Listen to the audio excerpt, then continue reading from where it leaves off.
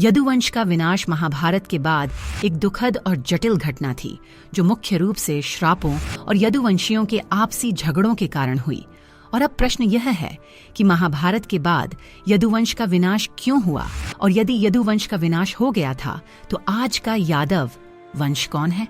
नमस्कार मित्रों, स्वागत है आपका इंडियन एपिक्स चैनल में।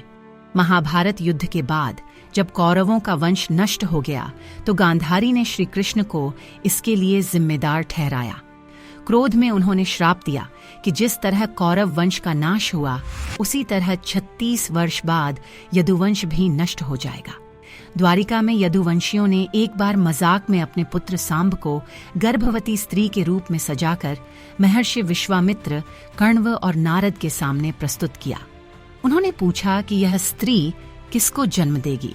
ऋषियों ने इसे अपमान समझा और श्राप दिया कि सांब एक मूसल को जन्म देगा जो यदुवंश के विनाश का कारण बनेगा। यदि आप चैनल पर नए हैं तो चैनल को सब्सक्राइब जरूर करें। आपका सब्सक्राइब हमें वीडियो बनाने के लिए प्रेरित करता है। अब आगे, श्राप के अनुसार सांब के गर्भ से एक मूसल प्रकट हुआ।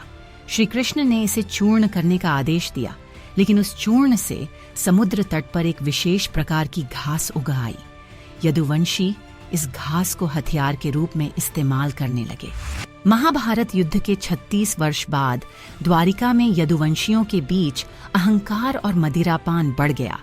एक बार प्रभास क्षेत्र में एक उत्सव के दौरान यदुवंशियों ने नशे में आपस में झगड़ा शुरू कर दिया। उन्होंने समुद्र तट की उस घास को उखाड़कर एक दूसरे पर प्रहार किया जो मूसल के चूर्ण से बनी थी। ये झगड़ा इतना भयंकर हुआ कि लगभग सभी यदुवंशी ने एक दूसरे को मार डाला। श्री कृष्ण ने इस विनाश को रोकने की कोशिश नहीं की, क्योंकि वे गांधारी और ऋषियों के श्राप को नियति का हिस्सा मानते थे। वे स्वयं भी इस घटना के बाद अपनी लीला समाप्त करने का निर्णय ले चुके थे। बाद में एक बहेलिये ने गलती से श्री कृष्ण के पैर में तीर मार दिया, जिससे उनकी मृत्यु हुई। यदुवंश के विनाश के बाद द्वारिका समुद्र में डूब गई, जैसा कि श्री कृष्ण ने पहले ही भविष्यवाणी की थी।